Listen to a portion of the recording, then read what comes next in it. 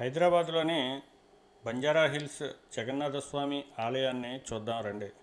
ఇది ఒరిస్సాలోని పూరి జగన్నాథస్వామి ఆలయానికి ప్రతిరూపం అని చెబుతారు. ఆలయంలో అత్యంత ఆకర్షణీయమైన భాగం దాని శిఖర పైభాగం దాదాపు 70 అడుగుల ఎత్తు ఉంటుంది. ఇసుకరాయిని ఉపయోగించడం వల్ల ఆలయం ఎరుపు రంగులో ఉంటుంది. సుమారు 600 టన్నుల ఒడిశా నుంచి తీసుకొచ్చారు. మొత్తం ఆలయాన్ని 60 మంది రాతి శిల్పులు నిర్మించారు. శివుడు, గణేష్, హనుమంతుడు మరియు నవగ్రహాలతో పాటు లక్ష్మీదేవికి అంకితం చేయబడిన మందిరాలు ఉన్నాయి. దుష్టశక్తులను పారద్రోలడానికి ఆలయం వెలుపల రకసి శిల్పాలు కూడా కనిపిస్తాయి. గర్భగుడిలో జగన్నాథుడు తన తోబుట్టువులైన బలభద్రుడు మరియు దేవి సుభద్రలతో కలిసి ఉన్నారు. స్వామివారికి జరిగే రథయాత్ర చాలా అత్యంత ఆకర్షణీయంగా ఉంటుంది.